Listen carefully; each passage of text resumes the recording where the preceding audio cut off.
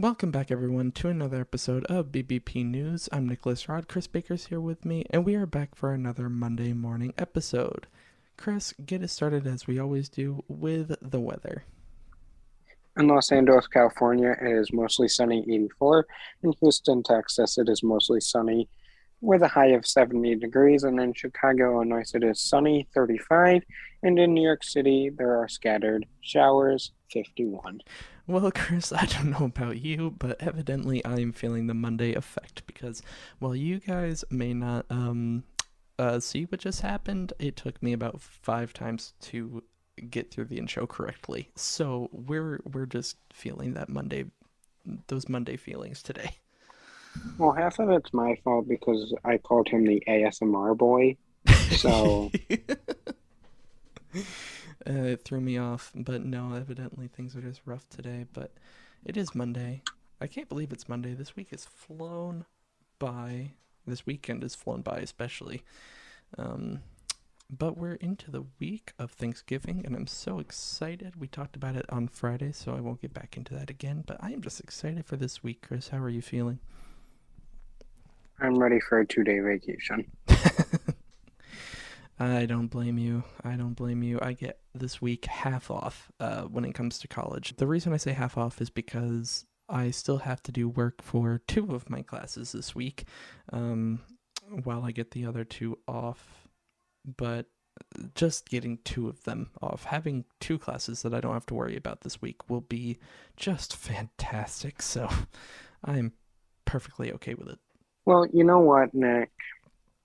Well, you have your half week off.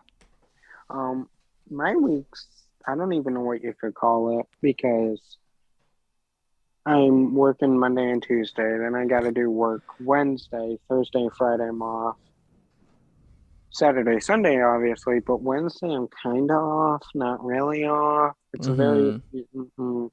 But It's a shaky in other situation. news, yeah, well, my whole life is. Well, in other news, I started my Christmas shop.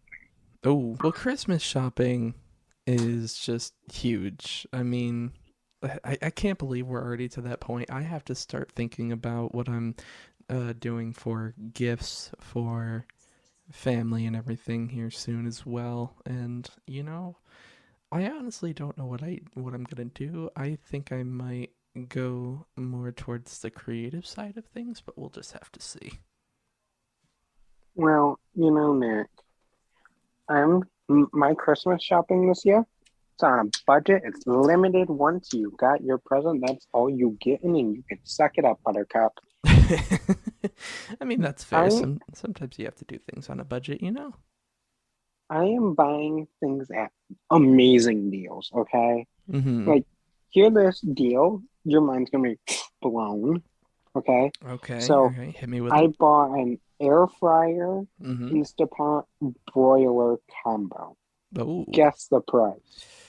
well, you said it's an amazing deal, and when you say amazing, you're not fooling around. $70. Very close.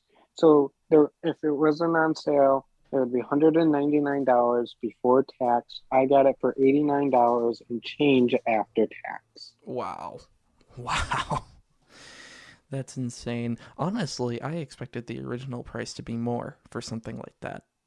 To be honest, like, And it was very weird because I shopped, I went from Amazon, Walmart to Target. I actually went in store to Target because it said see in store prices, mm-hmm. which whenever I see the word in store prices, I'm usually like, screw you. So I went in store and I was going to buy a 6 quart Instapot like the one I have, and the price was $105, which the one I bought for myself, the regular price is $89. So I was like, why is this so expensive? Right. And I was about to leave, and out of the corner of my eye, I see this Instapot with the whole combo, Yeah. and I look, I'm like, whoa, okay, this isn't really what I was planning on, but you can't turn down this deal. No, you can't turn that down. That's amazing. And then my other item, I made something homemade on Vistaprint, a homemade Mm-hmm. calendar. Regular price $31. I got it for $23. There you go. You know, just finding deals all over the place. I'm proud of you, the expert shopper. And it feels good when you find a good deal. Oh, it does. Trust me, I know the feeling. Like, I'm more excited that I saved over $100 on the Instapot rather than the gift itself. Oh yeah, no, I mean that sounds like some might think that sounds terrible, but I completely agree with you. I'd probably feel the same way. But anywho, Nick's in his Thanksgiving world. I'm just in the world of saving money. When are you not? Um, well, good point. All of my Christmas shopping, I would say, besides one or two things, will be done by Black Friday. I'm proud. I'm proud. Thank you. It's an art. I'm not Yeah, like one of those extreme couponers, but I like to find a deal when I can. absolutely. No, I'm right there with you. Absolutely. Just find deals wherever you can. Seek them out. Find them. They're beautiful. And Nick, we haven't had our Zoom debate in a while. We haven't. We And haven't. so Netflix came out with their most released or their most watched show list of all time. Hmm. And I wrote about it, and it's over on Medium. You can read it now. And it's a top 10 list. Me and Nick are going to talk about the top three. I'm going to tell you the top three right now. Number one, Squid Games season one. It was released obviously in September. It has 1.6 billion hours of view time. Number two was Bridgerton season one, released on Christmas Day last year, and it dips down to 625 million hours watched. And then number three was Money Heist Part 4, released in April of last year, that has 619 million hours viewed. Wow. So that is the top three list. Hmm. Um, I find it very interesting that part four of Money Heist has more views than like Than part one, two, any and of three. the other parts. Yeah. That now I don't know about you, Nick. I might be a little weird here, but when I watch a show, I actually watch it in the order it was created. Well, yeah, I don't understand how you could go from, because I originally tried to play it out in my head, like, okay, maybe it builds up a fan base over time, but in order for it to build a logical fan base, they'd still have to watch those first three parts. So Exactly. how does number four suddenly become the top one out of those previous parts? I don't get it. I don't understand that. The one thing that really shocks me though, I don't know if I even call it a shock, but close to it, borders it, is how far apart Squid Game is to Bridgerton. Now, the part of it that really shocks me is the fact that Squid Game has only been out for a few months. Like, it hasn't been out long. Compared to Bridgerton, which, like you said, was, released on Christmas Day last year. So, there are months. There's a several month gap in between the release dates, and yet Squid Game has absolutely just blown Bridgerton out of the water. The reason it. See, Bridgerton, Mm-hmm. not to interrupt you, but Bridgerton makes sense because it's the first season. Sure. Not the second, not the third. Well, yeah, no. It's When the it, first season. I mean, with both Squid Game and Bridgerton, it makes sense. I mean, I don't No, know about Squid Bridget. Game don't make no sense no way you look at Well, it. it's only season one, so it makes sense in that department. Um, so it makes sense there. The part that doesn't make sense about it is how it is just how it's gathered Six so hundred much view million time, hours more. so much view time compared to Bridgerton. It's And I don't absolutely understand insane. what people love about it. See, okay, I've watched most of the first season, right? And yes, the English dubbing of the show, because it's originally in Korean, if you don't know, the English dubbing is a little rough. Um, Nick, why don't you just watch it in the Korean version then? mm, I don't think it's gonna go too well. I can't read subtitles. You can't. You don't speak fluent Korean? I can't say that I do, unfortunately. But This is no. why. This is why. um, but the English dubbing is a little rough, and it can kill the watching experience a little bit. However, the concept of the show is actually quite entertaining, and I found myself like binging it for a little while. I've stopped See, since before I finished the season, but it is a good show. see, that's where we disagree. I don't know, something about the concept just has me hooked. I couldn't stop watching it. Um, is it a perfect show? No, but few shows are. um, but I found this one to be extremely entertaining, extremely fun. Um, I don't know, if fun's the right word. Fun to watch, I guess, though.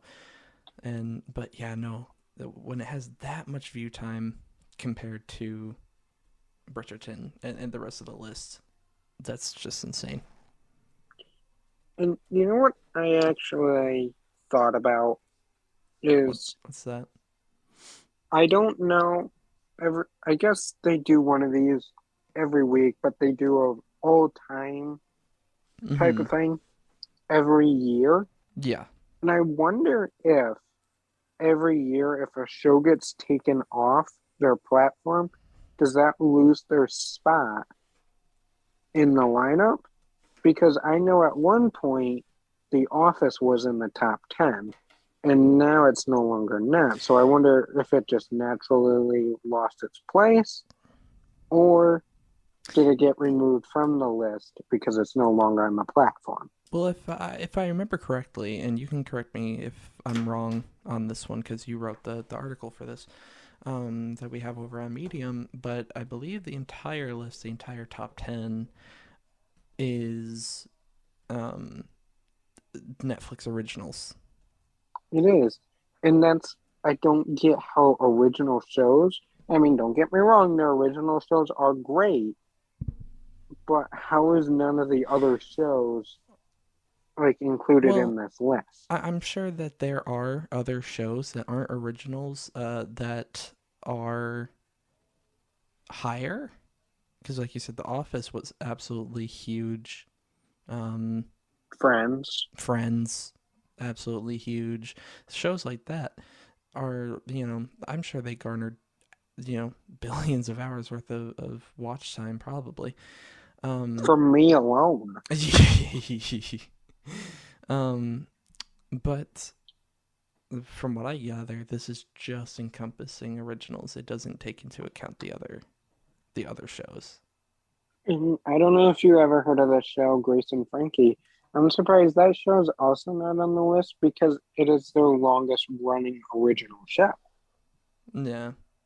So Well, that made me a little surprised. yeah. I mean, I guess that just shows that longest running doesn't mean it's going to be the most successful. Mhm. But but anywho, you Yeah. can head over to Medium and see that top 10 list and let us know on Twitter. Do you agree with that list? Do you think that list needs to be modified a little bit? Because in my humble opinion, that list needs to be modified a little bit Yeah, because I don't think I've watched a single show on that list. I've watched a couple of the ones on there. A couple, and definitely not all of them. But with all that being said, we have a lot of news to get through this morning, a lot to talk about, so let's jump straight in with our COVID-19 update. So, the latest 7-day average for new cases in the United States is 88,482. The latest 7-day average for new daily hospitalizations is 5,456. And the latest 7-day average for new deaths is 1,032.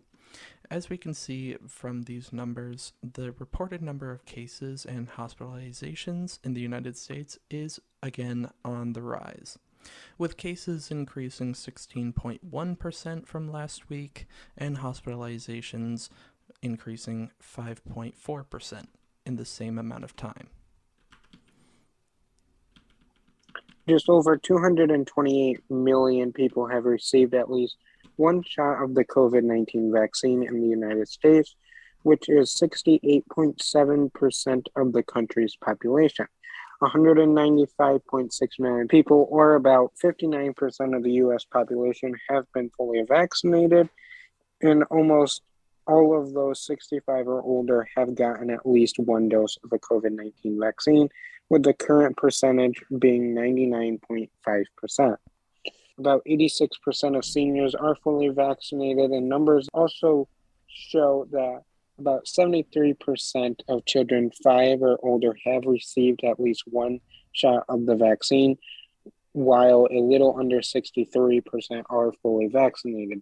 The FDA and CDC say anyone that is over the age of 18 should receive a booster shot if you got Moderna or Pfizer. All right, now we move out of COVID and we move to Capitol Hill because the House voted on and passed the president's social spending bill. But before we get to that, we should talk about the CBO score that many moderate Democrats wanted before they took up the vote. The Build Back Better bill is the one that some people call the Human Infrastructure Bill. It's the one that expands the social safety net. It includes several things like universal pre-K, measures to fight climate change, paid leave, expand the child tax credit, child care subsidies, additional money for the Affordable Care Act, fill Medicaid coverage gap, allow Medicaid and Medicare to negotiate drug prices, Medicare hearing benefits, and raise the state and local tax gap. They plan to pay for it by stock buyback surcharges and a 15% corporate tax, amongst other things. Back to the CBO, though. The CBO is the Congressional Budget Office, a nonpartisan office established by a 1974 law to provide objective, nonpartisan information that would support the budget process.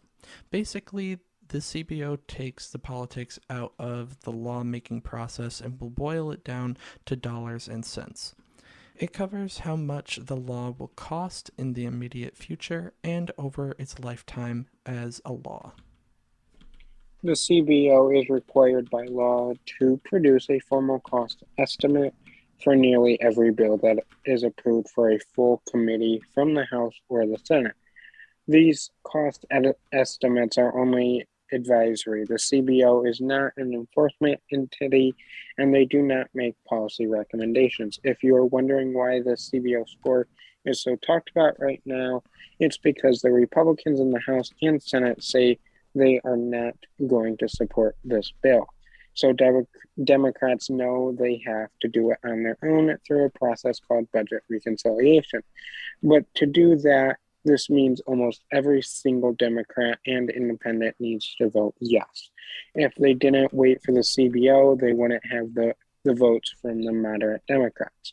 The moderates were concerned that the projected cost of this $1.75 trillion bill over its 10-year lifetime. The White House continues to insist it is fully paid for, but just because they say that doesn't mean the CBO will agree. The CBO has a record of often not agreeing with politicians. For example, when the Trump tax cuts were debated, the then Treasury Secretary Steven Mnuchin said not only would the law pay itself through higher growth, but also reduce the deficit by $1 trillion. The CBO did not agree and said it would actually add $1.9 trillion to the deficit over 10 years.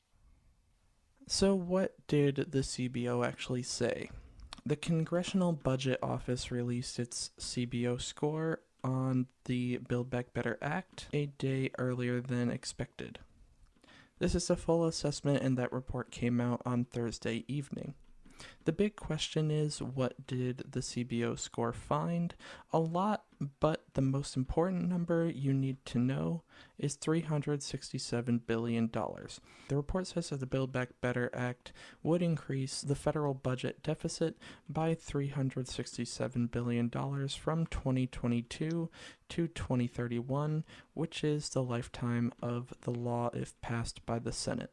The CBO also pointed out that it did not include the revenue that could come in from the government from several key proposals from the Build Back Better bill, like giving the IRS the power to go after the people who aren't paying their taxes, among many other things. The White House claims the IRS enforcement alone would generate $400 billion in new revenue, while the CBO says more like $207 billion. But the CBO report also says there are other projected revenue streams that could come into the government as a result of this bill. If it does indeed pass the Senate, that would reduce further than the $360 billion deficit increase, but technically the CBO cannot score that. The president's first year signature legislative priority has passed the House. It was close, though. The vote was expected to happen Thursday night, but House Minority Leader Kevin McCarthy delayed it by giving an 8-hour and 24-minute speech on the floor. This beat the previous record of 8 hours set by House Speaker Nancy Pelosi. The Build Back Better Act is now on its way to the Senate. The final vote was 220 to 213, with one Democrat voting no, that being Representative Jared Golden from Maine. And all Republicans voted no as well. This is the bill that is being called the Human Infrastructure Bill. It's the one that would increase the social safety net, as we said before, and currently again includes universal pre-K, measures to fight climate change, paid leave, expand the child tax credit, child care subsidies, additional money for the Affordable Care Act, fill Medicaid coverage gap, allow Medicaid and Medicare to negotiate drug prices, Medicare hearing benefits, and raise the state and local tax gap. Now, the reason why we are not going into specific dollars and cents is because this bill is likely to change once it reaches to the Senate. Things are likely to change because to get all 50 Democrats and independent senators on board is a whole new ballgame with all new challenges. At this time, it is totally unclear what proposals may stay and which ones will go. There is also no date yet set for when this bill will be taken up. Keep in mind, since we are going through the budget reconciliation process, the Senate is much more complicated than it is in the House. It includes multiple votes and at least one Vote-A-Roma, and if this bill does pass the Senate, that would set the total spending for the year at $4.85 trillion. $1.9 trillion from the American Rescue Plan, $1.2 trillion from the Bipartisan Infrastructure Bill, and, of course, $1.75 trillion from the Build Back Better Act. And since we've been talking about the Vote-A-Roma and all of this, here's a little breakdown in case you're unaware of what the Vote-A-Roma is and how it works. So the Vote-A-Roma is a marathon-style voting session on several amendments. Any senator can introduce them, and they can introduce an unlimited number of them. These amendments are brought to the floor and debated on, voted on, and a lot of times it's in a very short amount of time, sometimes as short as 10 minutes. These can also go on for hours, so it really all depends. Well, on Friday, Vice President Kamala Harris became the first female to temporarily hold the presidential power in the nation's history. After the president's physical, the White House released a readout of his physical. It is about 6 pages long. The president seems to have been seen by a team of specialists. The report highlights 2 changes in the president's health since his last physical. First, the report notes, as many have observed, that, quote, the president has experienced increasing frequency and severity of throat clearing and coughing during speaking engagements. From that, the medical team concluded acid reflux and said to continue taking an over-the-counter acid blocker. Second, the report notes that the president's actions, ambulatory gait, and his walk is different and less fluid than it was a year or so ago. The specialists say that was due to, quote, significant spinal arthritis and a foot fracture from last year, end quote, along with mild dysfunction in his feet.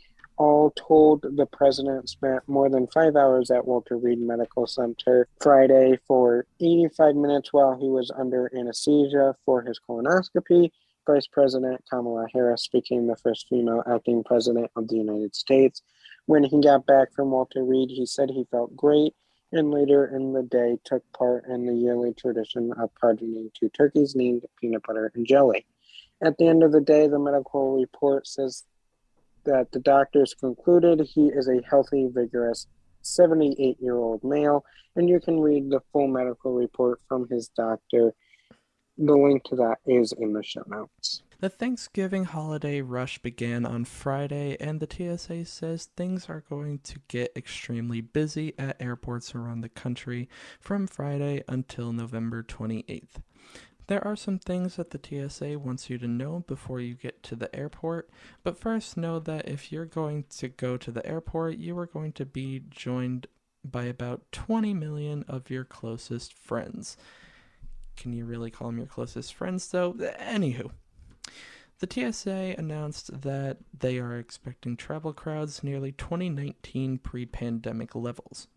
The busiest days to travel, according to the TSA, are Tuesday and Wednesday before Thanksgiving and the Sunday after Thanksgiving. There are 5 things you need to know before you plan on hopping on a plane for this Thanksgiving holiday. The first thing being wear a mask. The TSA and FAA mask rules are still strictly being enforced from the second you step foot on the airport's property to the moment your plane lands and you leave. Second, get there early. TSA says it's going to be crowded, so give yourself plenty of time to park, drop off your checked bags, and get through security. 3, pack smart. TSA says people always like to bring food through the security checkpoint during the Thanksgiving travel time. So the general rule of thumb is if you can spill it, spray it, spread it, or pour it, it should be packed in a check-in bag, not on your carry-on. And only solid foods are allowed through security. In case you want to, TSA says you can't bring cake on board and other baked goods through the checkpoint. And 4, hand sanitizer. Hand sanitizer is now allowed on board. TSA says it is currently allowing travelers to bring 1 liquid hand sanitizer up to 12 ounces per passenger in your carry-on. Passengers can expect all containers larger than 3.4 ounces will be needed to be screened separately, which will add extra time at your checkpoint experience. And 5, be vigilant. Always keep your head on a swivel, if you will. And TSA says if you see something, report it. If something looks wrong, don't think second about it, report it, and travel safe, everyone, and have a very happy Thanksgiving. Well, that is it for the main news. Now we get into some rapid news, and President Biden turned 79 on Saturday. Kyle Rittenhouse was acquitted of all charges, and there is an article about it on Medium currently. Nick, what do you got for Monday morning good news? All right, for the good news for this one, a relatively quick story, but I still liked it nonetheless. So, there was a couple out with their dog in the woods, and they had ended up getting a little lost. And their phone had died, and they didn't know how to find their way back to the trail or find their way back to their car. So they were kind of wandering around trying to find their way back when they happened across a 12-year-old boy and his mom. Well, it turned out that the boy was a Boy Scout, and his older brother had been a Boy Scout as well, actually an Eagle Scout. So this boy helped the couple and their dog actually get out of the woods, and the dog was actually injured. The dog had cuts all over his paws, and so the boy actually came up with the idea to create a stretcher for the dog so that he didn't have to walk on his cut up paws and, just relieve some of the pain and all of that. So they managed to create a makeshift stretcher and they carried the dog back, and he was able to lead them out of the woods and back to their car and basically just give them a huge, huge lending hand that they really needed at that moment. And this boy, his name is David. Um, he made a statement and he said, quote, "When you're off on a hike, a good way to be prepared is to imagine what could go wrong and plan for that," end quote. So just an amazing story of a 12-year-old boy being able to, lead these people out of the woods and actually help them out in a very big way. You know, forget getting the people out. More like hero for saving the dog. I thought that was so cool because you don't necessarily think to create a stretcher like that, and that's not something that most people just know off the top of their heads either. Um, so to come up with that idea and to have it work, because they didn't expect it to work even, because they didn't think the dog would want to get on it, but he he was more than happy to rest and to stop walking on his paws. So for it to work, for him to come up with the idea, absolutely amazing. Exactly. Guided everyone out. Hero to the dog. Dog got a free ride out. Lucky dog. Um, that is the end of this Monday morning news. But before we go, we have a programming note.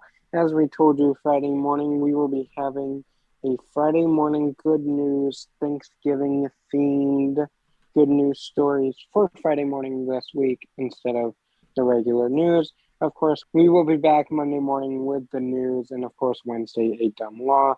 But until Wednesday morning for a dumb law, make sure you follow us on BBP News' Twitter account for the latest 24-hour breaking news so you are always in the know. Check out our accounts to see what we are up to, and head over to Medium to check out articles over there. But until Wednesday morning, have a great start to your week, everybody. Bye, guys.